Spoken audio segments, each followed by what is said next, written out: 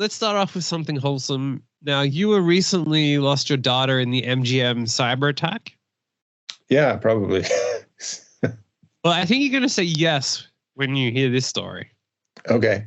I know that I was personally touched by it, so much so that I've decided to self-report as being affected. So, a Las Vegas strip club offers free lap dances to customers affected by the MGM Resorts cyber attack.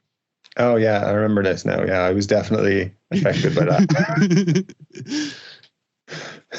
Customers will also get free luggage storage and airport pickup. Beautiful. Beautiful. What a service. I mean, after all the hardship of the MGM hack, everything that I've been through since that happened. I actually feel like I would have at some point because I definitely have signed up to their card at some point. Because I do believe because also like half the Las Vegas Strip is like 2 different owners and they're all linked. So even if you didn't stay at MGM, you probably have your daughter in there somewhere. I stayed at 3 MGM hotels in Vegas in April. And there you go. Your daughter got triple. 100% did. And not only that, but I was kind of half planning another trip there, like by the end of the year, and I was looking at MGM like exclusively because they were giving me like free nights and stuff. So I was like, I was pretty much like ready to book something, and then it was like, they got hacked. So like you go to their website now, you can't log into your account or anything, and you can't. Really? Well, you couldn't up till like Wednesday or Thursday this week when I checked it. And it's like, online bookings are not available. So I was like, fuck you guys, because that's the only way you can get your free nights or whatever it is by booking directly through them. So I was like, right, I'll hold off till the hacking has finished. But yeah, I know a couple of people who were there and they were like, well, like the slot machines weren't working. Your room key might not work because that's been hacked. Shit. Been hacked as well. Well, that's the thing. That's all linked. Like, yeah, it's all linked in part of their cyber thing. Yeah. One of my friends who was there was saying that like they were on a slot machine. They won like, I don't know, $200 or something. They went to cash out and the machine wouldn't pay them. Like the little voucher that you get. Yeah. They had to wait for somebody to come over to the machine to physically pay them like the $200. And it cost, like they were sitting there for like an hour waiting for someone to come over to pay them. So yeah, it was it's fucking crazy. I don't know if it's getting any better, but yeah. But to bring it back to the story, I definitely am owed a few free lap dances, I think, then, because my dad was definitely part of that. So I'm going to flip it and say that it's all Ireland's fault because you two are about to start a residency at the Sphere and then this happens. So, yeah. Coincidence? Yeah, I don't think so. Can we blame the country of Ireland for this? Yes. I think officially we absolved ourselves from any blame of you two ever. So it's not our fault. The fact that they're from Ireland doesn't mean that the hack is our fault. So no. I think it does. I think anything that happens, related to you two. We can only apologize. Look, we tried really hard to get them to stop this shit, but they just keep putting on concerts. We can't stop them. Sorry. They keep releasing albums and pushing them onto your iPhone. I'm so sorry. I think even in they played like downtown Vegas this week. So, couldn't even go have fun in downtown Vegas without having you two interrupt your holiday. Yeah, you're trying to enjoy your Vegas trip, and then fucking Bono gets up and starts singing. You're like, fuck this guy. Yeah. Trying to enjoy my Fremont Street experience, and then yeah, living my best life in downtown Las Vegas until fucking you two turn up. There we go. Yeah. Yeah. Well, what I love about this is that they will pick you up from the airport. So you don't even have to get a room. You can basically fly to Vegas, stay at the strip club, and then go home. Yeah, you cut out all the middlemen. Get a free lap dance, and go to the airport. Go home. Now the problem with all of this in Vegas and the US in general is that just because it's free, you end up having to tip. So essentially, it may as well be paid for. Yeah, it's free. But there's a heavy implication. There's the implication that... Yeah, it's heavily implied that you're not fucking leaving until you tip at least like $200. Yeah, and also there's a free airport pickup. There isn't a free airport drop-off. Yeah. And on top of that, your drinks just in a normal place are like $13, $14. So probably in the strip club, they're like 20, 25. And then you got a tip. Come on, man. Yeah, and I'm pretty sure this is not like those places aren't near the anything else. So it's not like you can just walk to something else. Maybe if you're really nice to the strippers, they'll drive you to the airport in their personal vehicle. Now that's the way to live. Hey, stripper, would you mind just driving me to the airport? I got nowhere else to go. We're in the middle of nowhere. I got my free lap dance and I didn't tip, but I literally just came for the free lap dance. That's all I just flew here for that. So, and I did sit on a plane for 20 hours, so I don't exactly smell good, but you should have thought about that before offering to pick me up from the hotel. From the airport. Exactly. What did you think was going to happen? I'm going to pass up a free lap dance? No way. And it literally is in the middle of nowhere. So beautiful. You're either walking on the freeway. Always a good idea. You can walk to the football stadium. So it's 1.1 miles to the football stadium. So I guess you got that. It's not too bad, yeah. Probably not the greatest idea to walk that far in the desert, but it's fine. I don't know. I feel like you fly there. This is the ultimate Las Vegas holiday. You fly in, you don't book a hotel. Yeah. You get your free airport strip club pickup. You get your free lap dance and don't tip. Yeah. You spend nothing inside, so you don't even buy a drink. So you're there, you've had your half hour of fun with no money down. And now you walk to a game. And then you make a video about how your experience of free lap dances in Las Vegas. And You know what would be even worse is if you did this they are hosting the Super Bowl this year. So if you fly in 20 hours, you don't shower. You go straight there. You get them to pick you up. And then from there, you walk to the stadium. So you're in a great condition, smelling great on a lot of levels. And then you sit in the Super Bowl next to someone who's also spent like $10,000 on their ticket.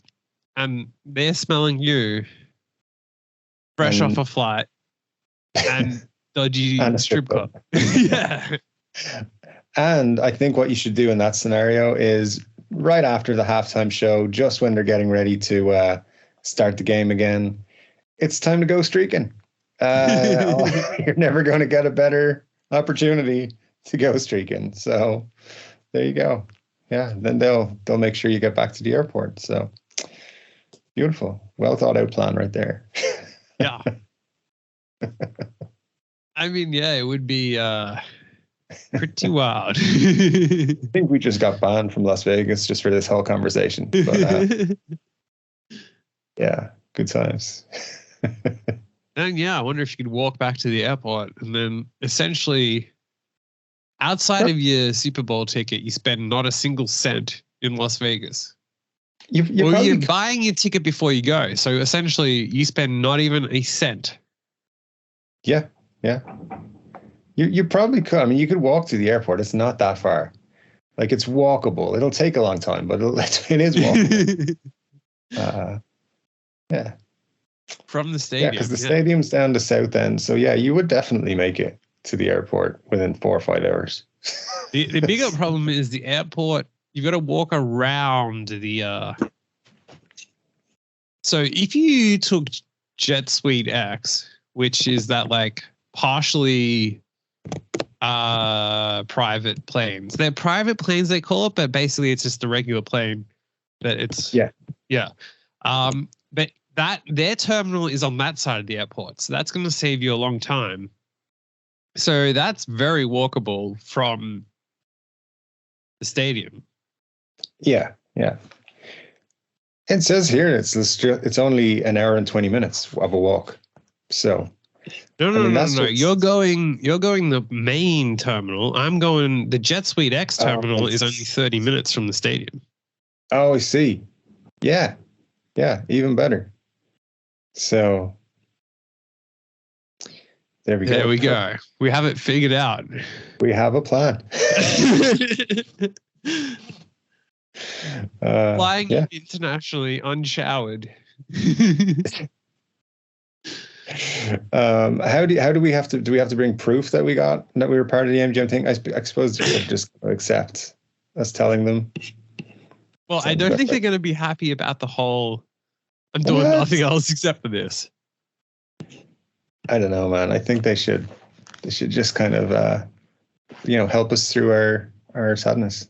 It says actually it's offering free luggage storage and airport pickup for people who experience delays in check-in, as well as complimentary $1,200 platinum VIP membership and lap dances.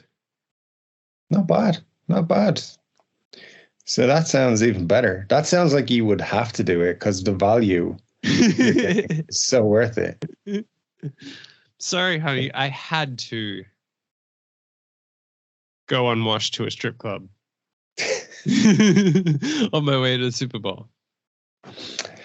It's just part of the culture that we have now. I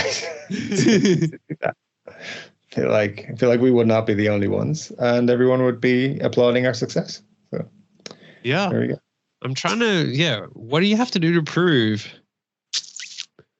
It just says it's for affected guests, so you'd have to be there now though. So it wouldn't work for the Super Bowl. Right. Okay.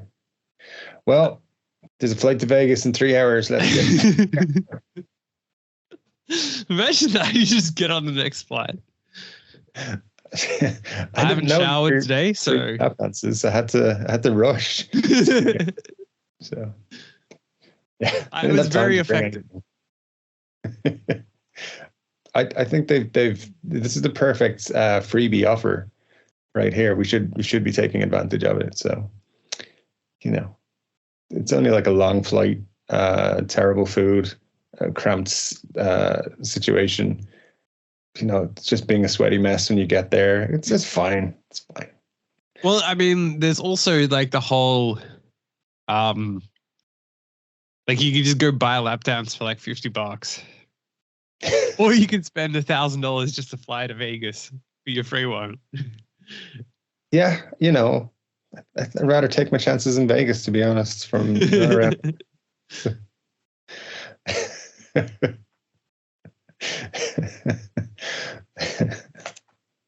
It's very disappointing though that it's not during the Super Bowl. It's right now. It might still be going during the Super Bowl because the hack doesn't look like it's going to end anytime soon. So you never know. I don't think we're allowed to say, "Can someone please hack the MGM during the Super Bowl?" Can somebody please teach me how to hack such an establishment? Because they're looking for like $30 million or something to release MGM and put them back to normal. I'm like, I just want some free lap dances. I'll hack them just for some free lap dances. That's all. Just teach me how to hack somebody, please. I bet it was because the password was something stupid, like the name of the hotel or something. And they got into the system that way. That's 9 times out of 10. That's how hackers get into systems. Yeah. I mean, or you just guess the thing. Like, I don't I'm not a hacker, but like we guessed someone's password. Certain someone's brother, which should probably give it away for you.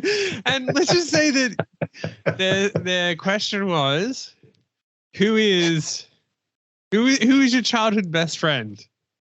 And I typed in brother.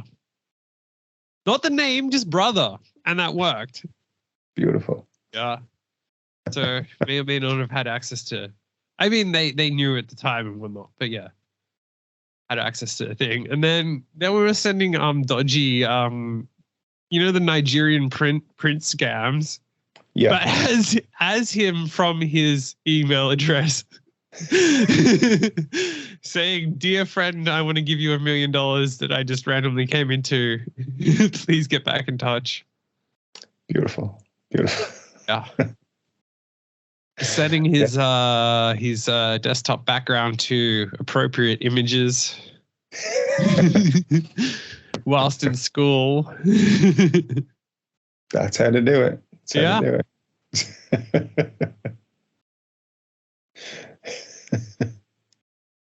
All right. Well, what's the worst thing you've done to get some food? The worst thing I've done to get some food. I thought that was going to be something else there for a second, but some food. Yeah, I don't know. It's nothing too outrageous that I can think of. Well, an Indiana woman admits to mistakenly stabbing her baby niece instead of a dog that ate her sandwich. I mean, there's an anger management issue here. Yeah, it's like, it would have been okay to stab the dog, but not the baby niece. That was the mistake.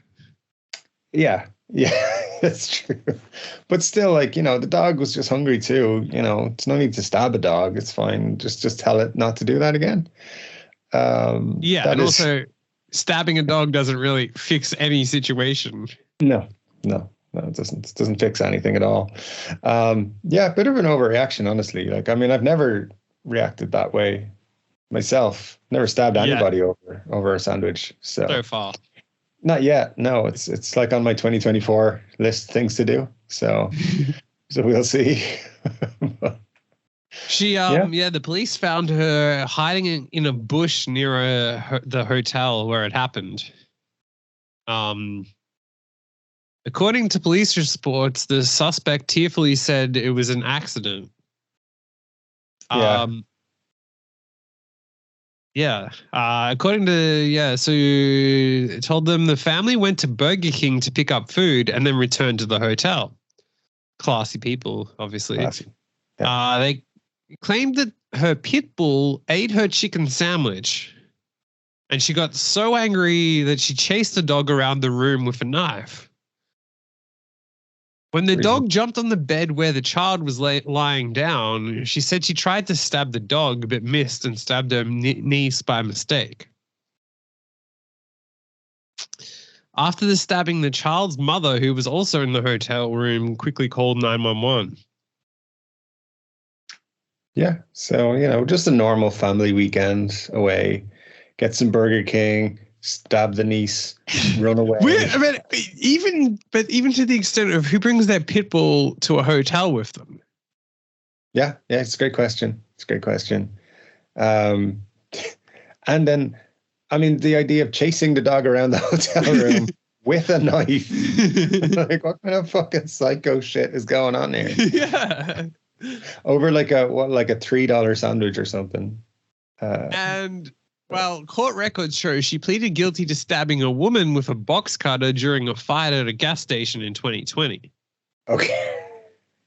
And she got out in March for that. So. All right. So previous, incidents in the. She managed to stay out of jail for just about 6 months before stabbing a kid this time. Yeah, accidentally. Well, she tried to stab a dog and then missed and stabbed a child. I'm starting to think that the dog was in on it. He knew what he was doing. He was like, we're going to stab the kid. I'm going to run around. You're going to miss me, but stab the kid. The dog was part of the plan. He knew what was happening. I think because the lady, there's no way you accidentally stab a child when you're trying to stab a dog. You are, I mean, there's no way. Oh, this is why families shouldn't eat together. Yeah. Well, also there is something to be said about like if your sister just got out of jail for stabbing someone, maybe you should be careful about being in a hotel room with a pit bull and her and your child when there's also a knife there. Yes. That's a wise way to look at it for sure. I don't have any family members who've stabbed someone, but if I did and I was in a hotel room with them, I'd certainly be like hiding knives. Yeah, I'd be like, you are not allowed near the knives. Yeah. Keep all the knives away from you. You don't need a knife for your Burger King. Sorry. And also, most hotels don't have knives in the room. And if they do, it's like a butter knife, not a stabby knife that you could... It's not a stabby knife, exactly. You're not doing much damage with any knife you're finding there. And Burger King are going to give you plastic knives if there is a reason for Burger King to give you knives, which there isn't. So this was premeditated, for sure. She's like, this little bitch is going to get some fucking stabbings right now. So yeah. Also, why the fuck would you stab a dog? God damn it. People disgust me. Yeah. Stab a dog. Yeah, I mean, it's okay. I wasn't trying to stab the baby. I was just trying to stab the dog. Yeah. What's your excuse? Well, it's just trying to stab the dog. That's fine. I was just running around a hotel room with a knife. And also, it's not exactly like hotel rooms are that big. Like, no. Unless you're in a presidential suite, it's not like you're going to have that much space to run around with your knife. Yeah. So, yeah, just being aware of the dangers of running with knives, of making stabbing motions near people, and especially children. I think, something's not right here. I think it was premeditated. There we go. Yeah. Okay. Well, when is it okay to cheat on someone? The answer isn't. It's not really, but like maybe you're bored or something. I don't know.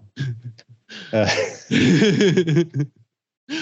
was gonna say when you're horny, It's like I know, like Wednesdays at lunchtime. Tuesdays, not Wednesdays. Wednesdays is stepping over the line. Yeah, time zones. You see that? That's what fucked me up. So. Wednesday is hump day, and that is a sacred day. Tuesday. Okay. I'll remember. Whatever you can't get done in the first half of the week, that's too bad. Okay. All right. Good to know. Well, this is a Reddit post entitled, "My 22 female boyfriend, 24 male, cheated on me whilst high on acid because..." Now, what do you think the excuse is? He forgot I existed. No, he thought it was me. It's the oldest excuse in the book.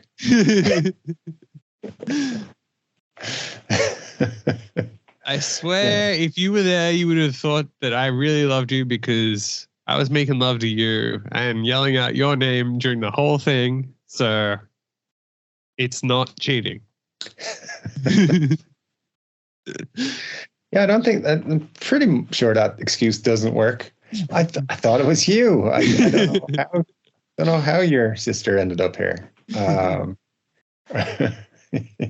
Yeah, no, that's not going to work. I don't know how a 6'9" Egyptian man with a 10-inch penis could have accidentally been 5-foot Chinese woman. But, sometimes I get those things mistaken. There, in fairness, the similarities were there. The mannerisms were the same, and he had your beard, I swear.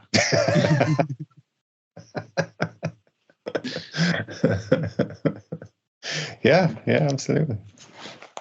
My partner and I joined our friends on a trip to a beach to try acid for the first time. There were only 5 of us, 2 boys and 3 girls.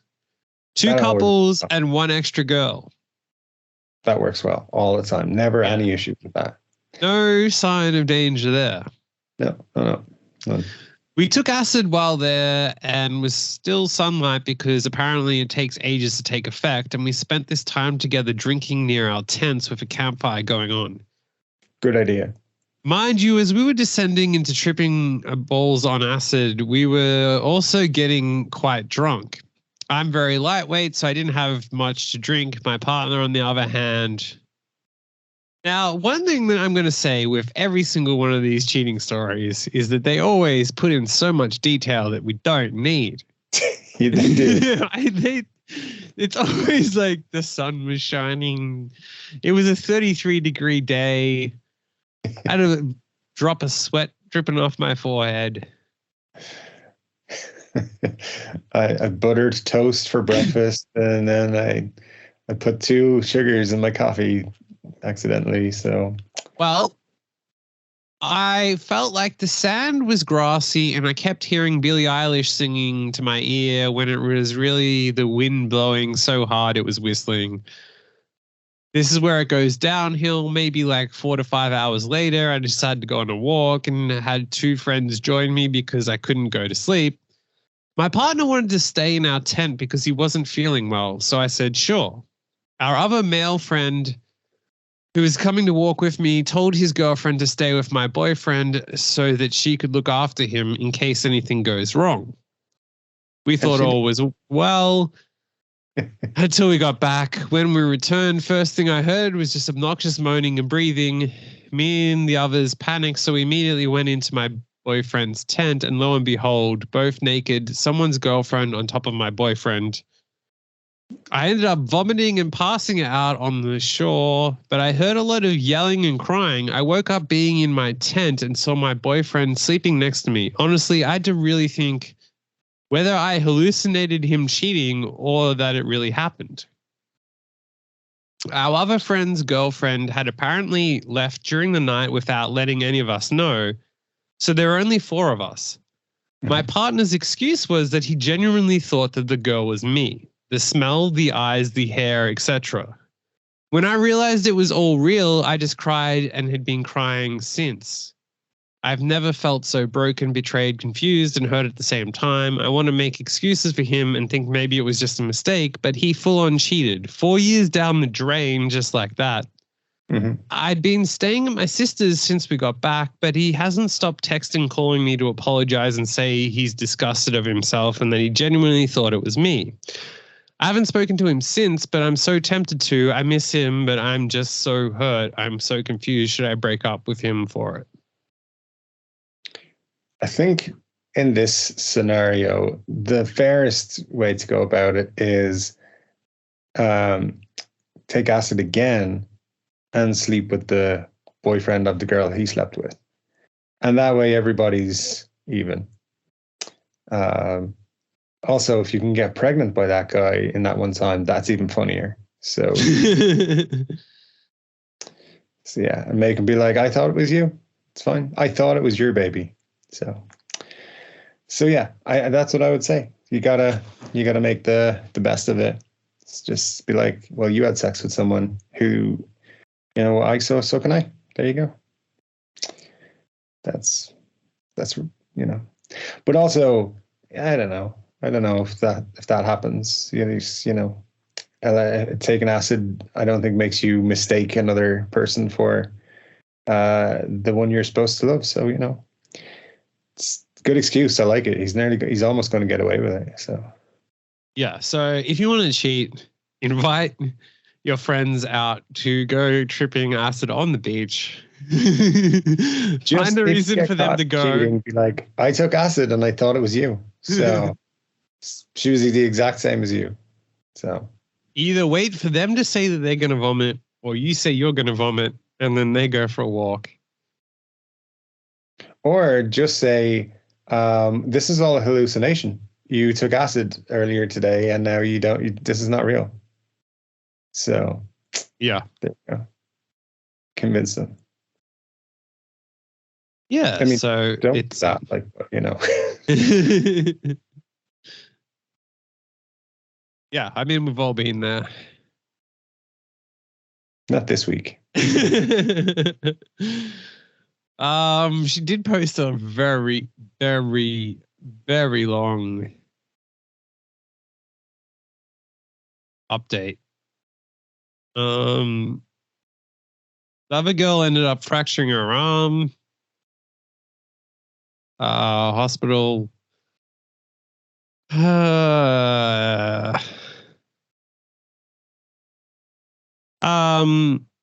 Doesn't really seem to say. So, yeah, something happens. Let's just assume that I don't even know. Leave it. People should. Good. I go back on. If you're gonna write long, incessant, boring articles and can't just get to the point, yeah, you deserved it. Yeah, if you're going to tell us about it but bore the fuck out of us at the same time in an interesting story, you deserve whatever happened. There you go. Yeah. Fuck you.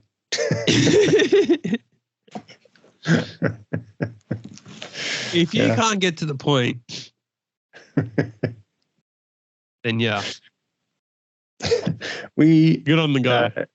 We record this on a Sunday. We're not up for fucking reading. Fuck that. Just fucking tell us. Get to the point. Dot points. We're not smart people. Look like academics? No, we fucking don't. All right. Well, on that note, if you had a son, this would be you. So do you want to guess what the story is? I'm guessing it's a bad one. Depends how you look at it. No, I'm not. I don't want to give myself away here. So I don't know. Did the parents do something that would be seen as unusual? Well, what for you? Just a standard lifestyle decision for you. Again, we're still no closer to finding it out. So I don't know. Can we? All right. Well, your future son wrote this in a time traveling post. Nice. Son finds out his dad is a cuck. Okay. Good. So my son, 15, found out that me, 43 female, and my husband, 45 male, are into cuckolding. I sleep with other men as my husband watches. 6 months after finding out, he still refuses to speak to us and is utter disgust when he looks at me. I assumed he Googled what cuckolding is killing me. How did he find out? It's like, I'll read Mum's diary. That'll be the greatest idea of all time. What's a cuckold? Yeah, that's you don't want to find that out about your parents. That's fucking, no wonder he's not talking to them. That's fucked up. Not at 15. You can't enjoy it as much, you know. Yeah. At 30, it's a different game. Yeah. This things start to make sense. Get to I don't know, man. Both you and your dad turn up to the same add-on Craigslist.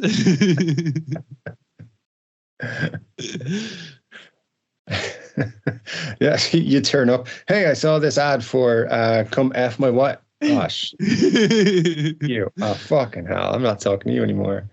43. Mum is also 43.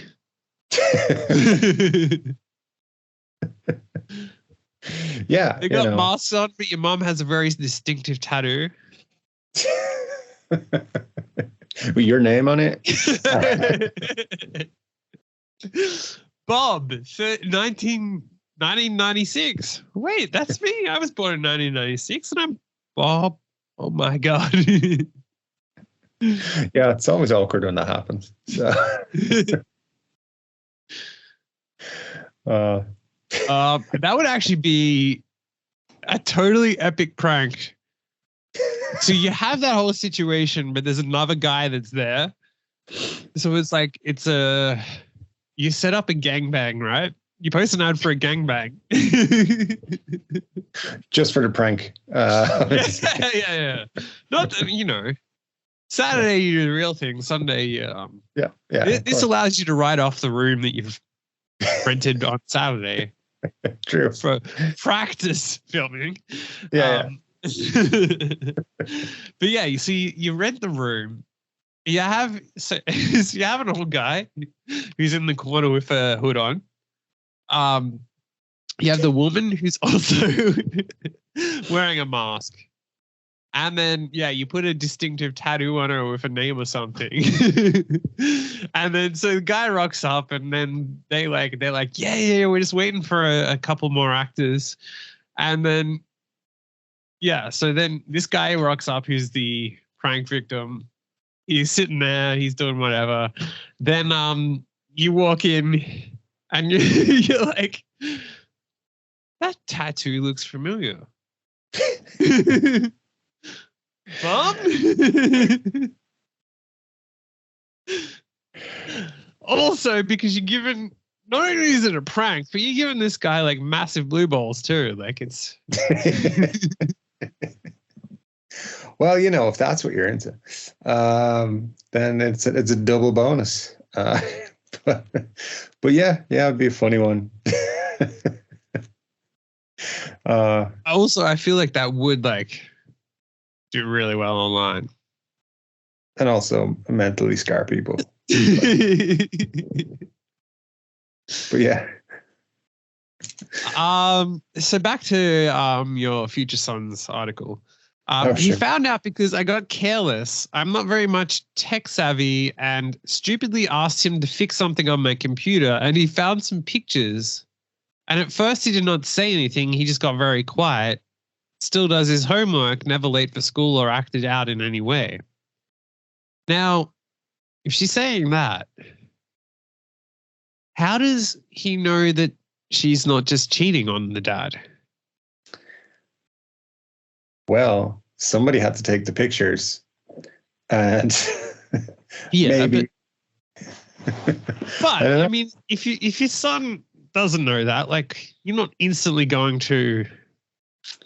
Dad took those photos of mom getting DP'd by.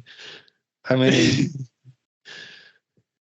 maybe it wasn't video pictures. Maybe it was a video, and no, it says pictures. Talking. I know it says that, but she's trying to change the story so the kid doesn't read it and freak out. But maybe the dad's in some pictures, smiling. He's posing underneath. He's got an "I'm with stupid" t-shirt on, and it's next.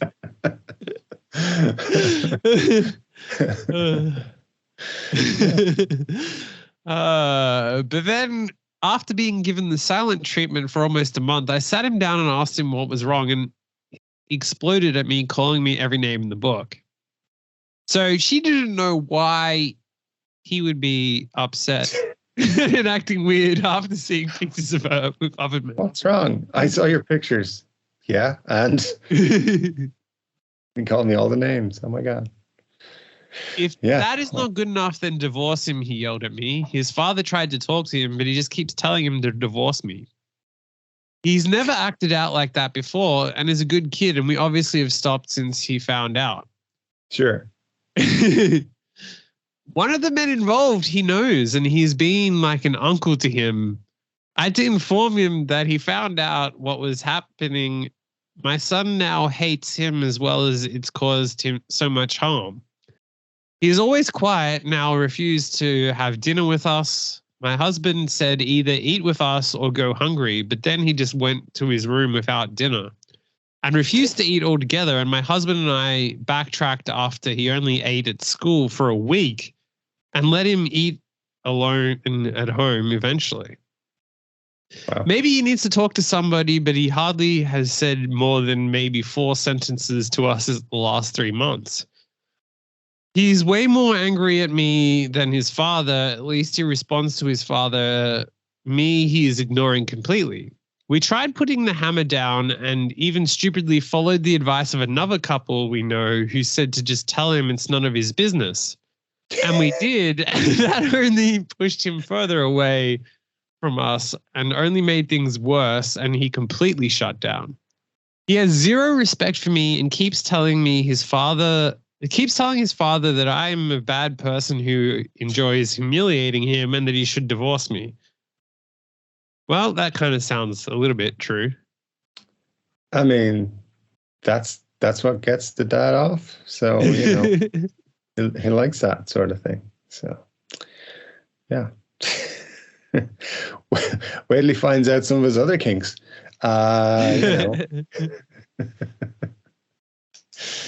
Yeah, Jesus, man. That's, when you're 15, you don't understand these things.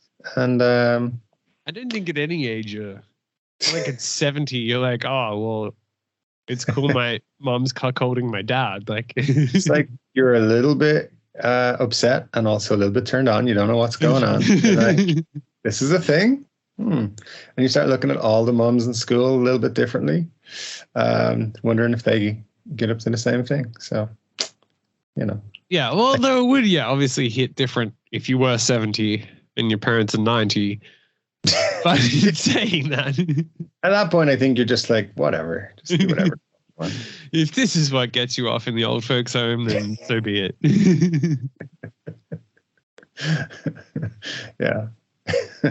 Imagine like they're in that stage and they're like, they ask you for help because they can no longer organize it themselves, and nope. Son, can you find mommy a 10-inch black dick for Christmas? We need some help with the computer. We're trying to make an ad. No. Son, why does 10-inch black dick not work on Reddit? No, just no. See, I told you I didn't want to be mentally scarred this week, but there we go. Forever. What is mentally scarring about thinking about your parents cuckolding each other? Every single thing. Okay, well, what is mentally scarring about thinking about your parents composing a letter online, searching for 10-inch black cock to cuckold? Everything again. Yeah, still everything. Just everything. Yeah. It's an inclusive family who are, I don't know. I think we're, not think about that one too much. Yeah. I feel like that's the angle to take. It's like, look, we're doing this for diversity. We're here to help those in need. Yeah, that 15-year-old kid as he is right now, he's going to leave home on his 18th birthday. He's just going to be like, fuck this, I'm out. And then in like 15 years, he's going to be in that same position. He's going to be like, oh, I get it now. Now this is what they were into. It's yeah, because it's not going to take long for him to get bored and not get turned on anymore. And it's going to, he's going to be searching. And I feel like if you're in that situation where your parents are doing that, it's going to start to cross your mind at some point where you're like, this is getting boring. We need to spice things up a bit. Yes, indeed. So that's exactly it. So if there's any women out there looking for the perfect man, this could be it. Just wait a few years. He's almost ready. Well, this next one is called "I Ruined My Mom's Life and Reputation." Okay. All right. Want to take a guess what happened? Nope. I feel like this is another one that I'm gonna remember beyond today, but here we go. This one they're a bit older. So okay, good. The writer is a 40-year-old female with 63-year-old father and 60-year-old mother. They've been married for 43 years. Okay. I've been with my husband since we were 15. I got pregnant at 17, and we moved in with my parents. Oh, wow. Sounded very weird already. I gave birth to my now 22-year-old daughter. We got married at 18 shortly after. Sure. Very good. My dad's father passed away shortly after our wedding and left his ranch-style house to my father. My grandparents built a house next door to my parents when they retired. My parents decided to let us live in the house and told us this would be my inheritance. My husband and I had no issues with this. We went on to have a 20-year-old male, 14-year-old female, 5-year-old female, and currently 7 months pregnant with my last child, a boy. I thought I had a good marriage. We were intimate more than twice a week. We went on date nights. We bought each other gifts. We didn't fight.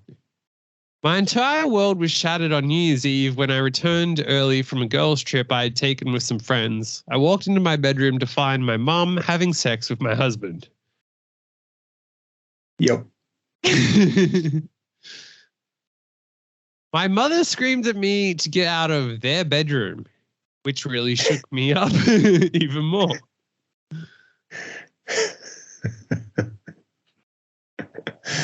I mean, if the videos I've seen online are any indication, the correct etiquette is to join in, just get involved and make it a group activity. So, that's where you missed the boat there. You weren't getting involved, so you had to be kicked out. Yep. Again, this woman writes so many details that we're on the husband's side. He told me that my mom seduced him when we were 18 and living in their house. Okay.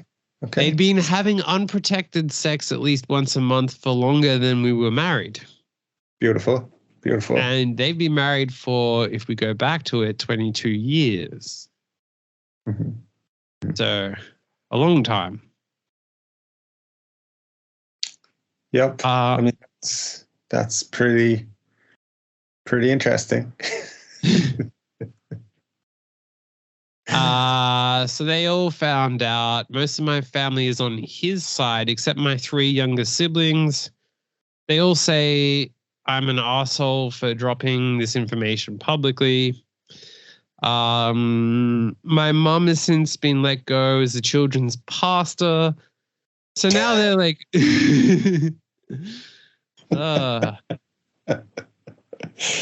oh, what a job to have, and to be sleeping with your daughter's husband for 20 years.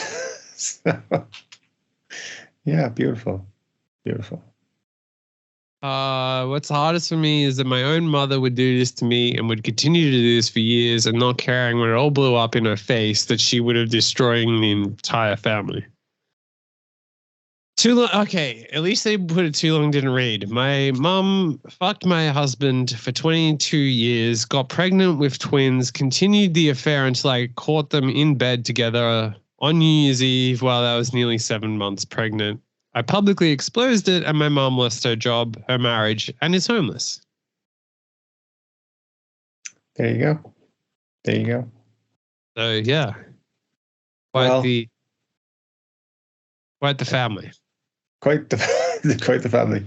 It sounds like the mom has she's got it going on, and she's well able to find her way into bedrooms. So yeah, I think she'll be all right.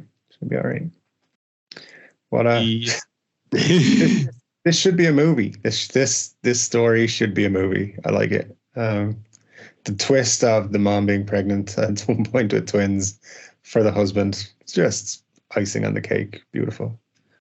It's it makes everything nice and wholesome. Nice wholesome family. A nice family story. Let me tell you about our family, young one, where there's a few twists and turns in their family history. Yes. I mean, I do actually have a distant relative where that is the case, where it's literally on the person's gravestone. Father of the daughter, and then also the grandson. Essentially implying that he got them. Yeah. Very interesting family history you got there. As I said, distant. Sure. There is no direct lineage.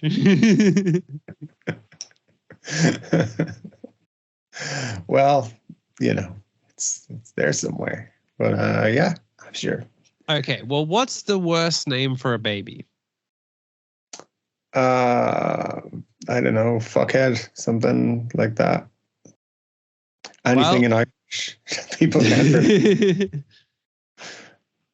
Well, a Australian journalist was doing a TV show and wanted to see what would happen. So there's like a policy in place and part of this show was people would send in what would happen if you do whatever, right? And so there's a policy in place where if you name a kid something that they reject, they will give you like a default name. Okay. And well, so they gave the kid a ridiculous name, expecting the government thing to say, you can't call it that. We're going to give you a default name, which you can then change, which is still a bit of a dodgy thing to do with your kid. Yeah. Yeah. However, that policy stuffed up. And so when they registered her son as the legal name, methamphetamine rules, the name went through.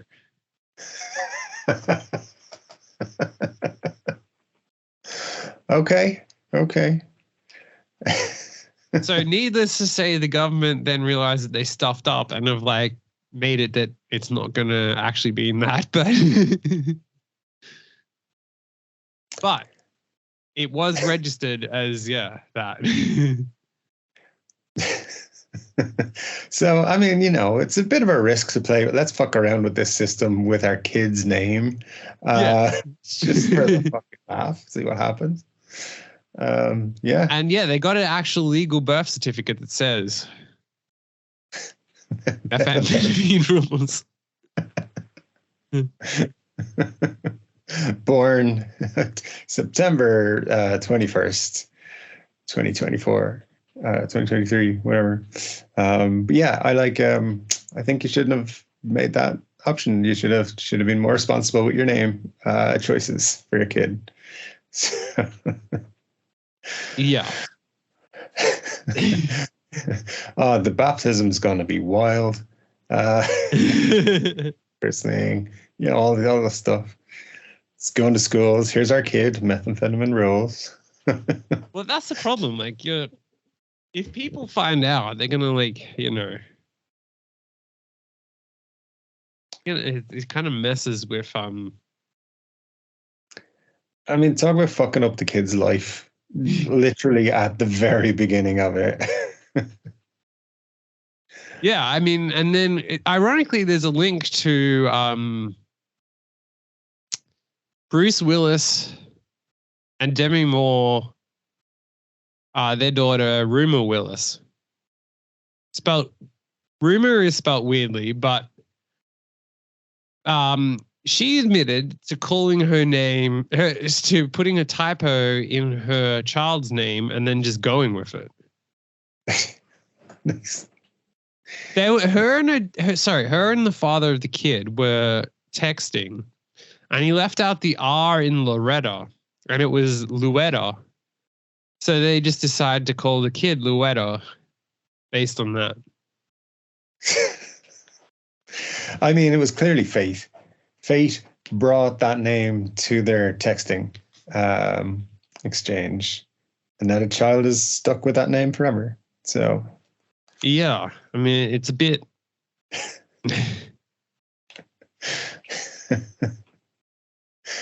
Imagine like the kid grows up and like in their teens, and it's like, why did you come up with my name? Why am I, why did you come up little with baby Ducker? Little baby ducker who was autocorrected from. Yeah. Hey, ducker.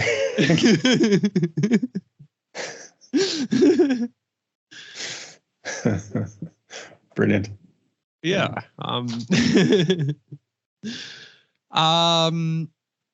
Now, when should you be waiting for marriage to have sex? When is an appropriate time? All the time. That should be just how you live your life. If you're living it correctly, wait until you're married. Well, let's just say that that's not your thing.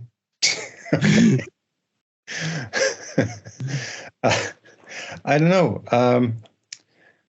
Yeah, I mean, if it's, I guess it's just a thing that's done on religious grounds now. But I don't know. But outside of that, let's just say that you had, I don't know, you had to come up with a reason not to do it. Yeah, I don't know. I don't think this way. I don't know what's going on. Well, newlywed bride feels lied to after discovering her husband has a micropenis. Oh, okay.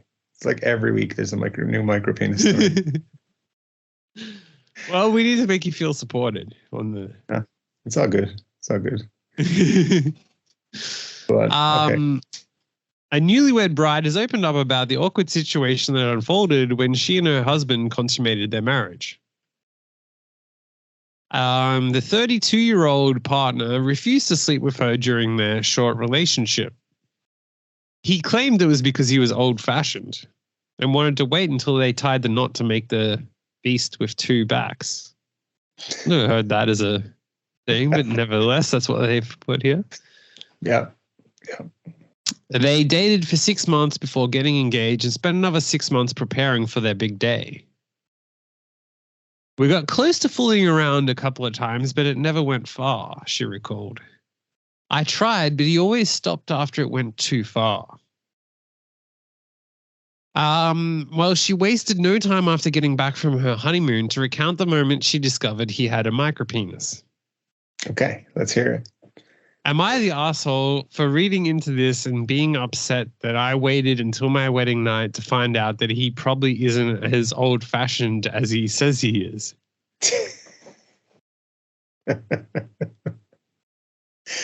Maybe he is, but also has the micropenis,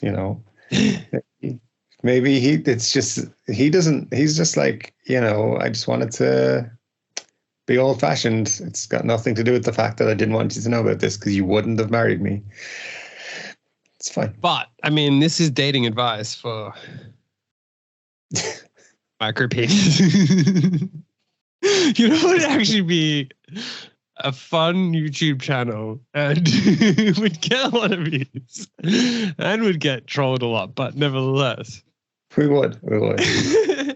I feel like dating with a micropenis. Tips and tricks for.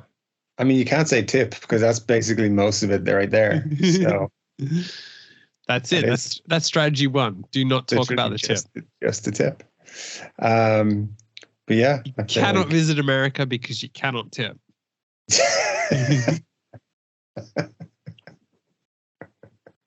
Yeah.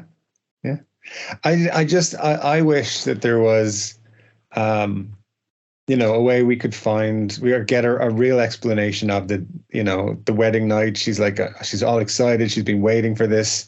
She's waiting to go that extra step with her new husband. Now it's finally here. And she, puts on her sexy lingerie. She gets ready for him. He drops his trousers and she's like, what the fuck is that? Where's the rest? According to her, she just acted like nothing was out of the ordinary and went to town with him. I kind of feel lied to, like a half-truth or something was intentionally withheld from me. This was unexpected to say the least. However, there's an update. Okay. She wrote in an update that he wanted to end the marriage and even sue her for defamation of character after finding the post. Nice. He was worried that it was only a matter of time before his name was leaked. However, she confronted him about why he didn't tell her about his private parts before they got hitched. She explained in the update that her husband was worried she would call off the wedding if she found out, and then their families might discover the reason behind the move. Now, that would be classic, to be like, sorry, guys, the wedding's off. He has a micropenis. I think most people would be like supportive of both of them for that. Oh, okay. Well, you know. Unfortunately, that's all we have. We don't have a further update to it. So we just have to,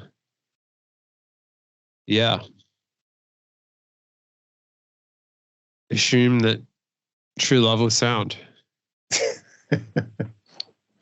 I feel like her second husband, she will test him out beforehand. There'll be no being old-fashioned or waiting until marriage for her second marriage. It'll be like, no, show me what you got right now. So, yeah. Well, I just scrolled down slightly, and the next story is a woman who says men ghost her when they discover she's a 36-year-old virgin. Now, kind of irrelevant story if it wasn't for the fact that her pictures showed that she's a stand-up comedian doing comedy at Flappers Comedy Club. Oh, the greatest comedy club of all time. Yes, great place for everyone's favorite virgin comedians.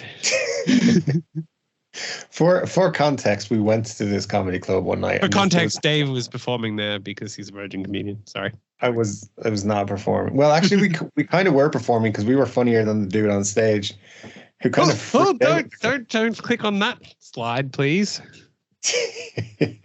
Yeah. Oh, how did my personal pictures get into that? Oh no. So you got the clicker, dude. So, but yeah, the acts were terrible, and this one dude started freaking out because his comedy about being a virgin wasn't very funny. So. Well, seems like this woman is up there, but somehow got in the thing. Well, there we go. It's probably more about her stand-up comedy routines. That's why they're ghosting her, nothing else. So, yeah. Well, yeah, there's no real guides there's like guides of how to deal with it, but there's no like tips and tricks of how to date with a micropenis. Maybe there's a specific dating app for gentlemen with micropenises. Like maybe some ladies are looking for that. I'm sure there is, but like there's got to be tips and tricks to like. Yeah. This is how I pulled Taylor Swift with a micropenis. All right, there's no need to bring John Mayer into this. I will get in so much trouble if people hear that. But well, yeah. I mean, John does message in a lot as a huge fan, so that will be fun. Yeah. He could give guitar trick tips and micropenis dating tips. There we go. He's our go-to guy for those.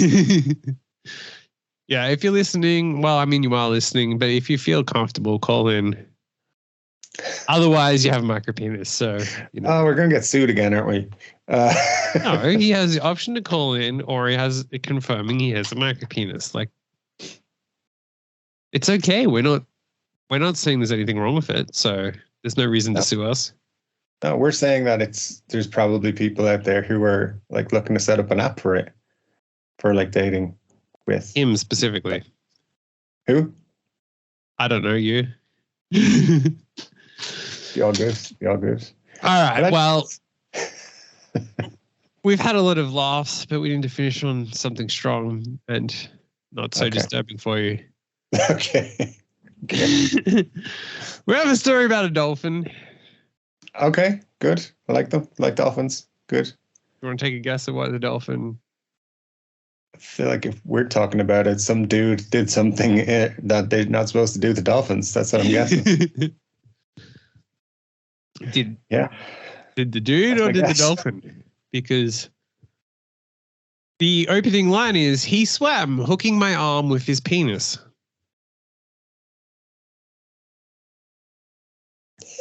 I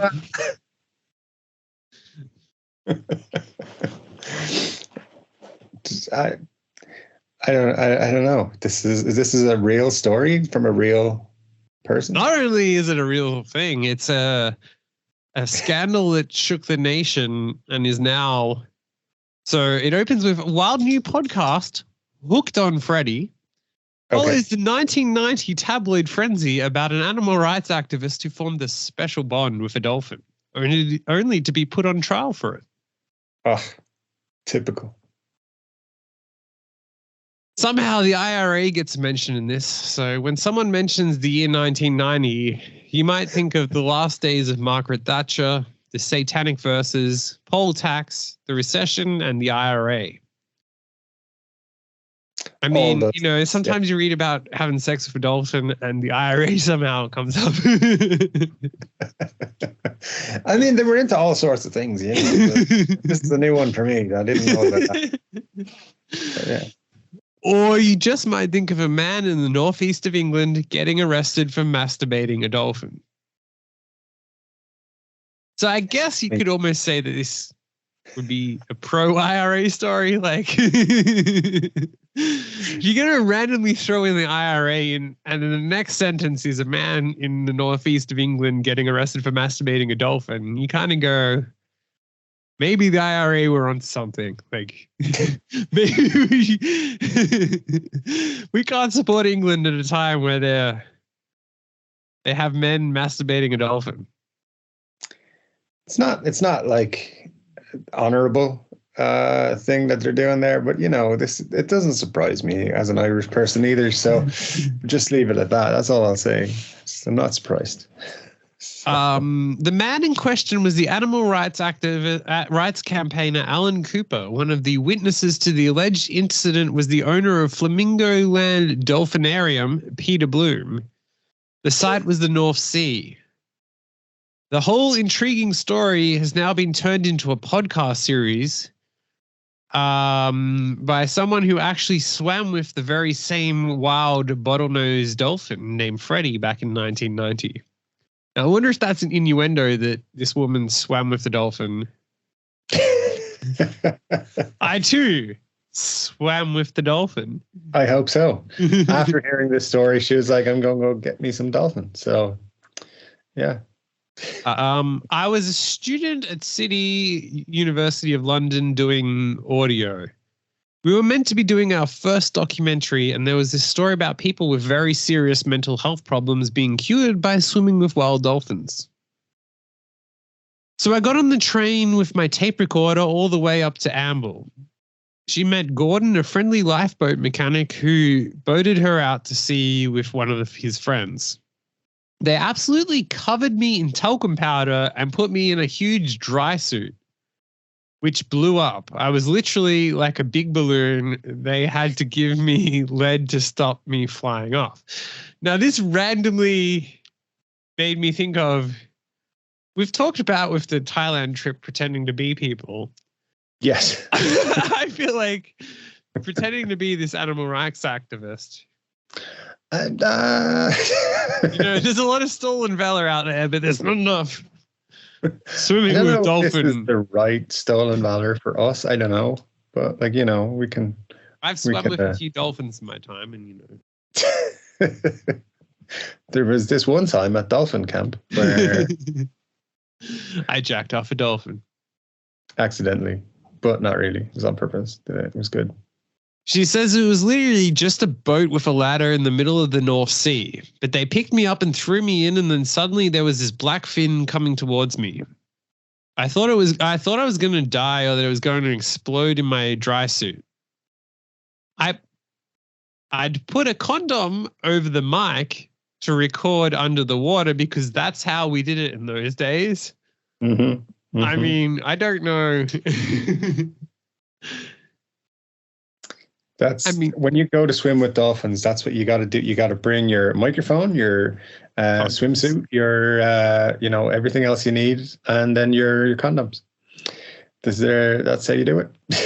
Again, going back to the Thailand thing, imagine going into like a a pharmacist and asking for what are the best condoms for my microphone. I need to go swim with dolphins and record the audio. Now, I will be jacking the dolphins off, but don't worry, the condoms aren't for that.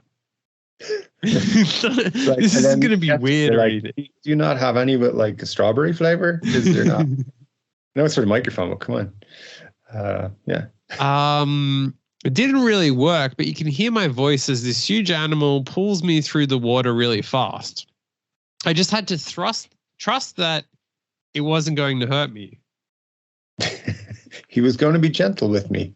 I knew. He had the right intentions. Anyways. As Freddie swam into the harbor, it was like he brought in a rainbow. But it was also an influx of people with a very different culture. There is so much detail in this that they just get to this guy jacking off a dolphin. We're just here for the jacking off. Come on. The podcast revolves around one incident which a boatload of people watched Cooper swim with Freddie in the harbor and reported an incident to the police.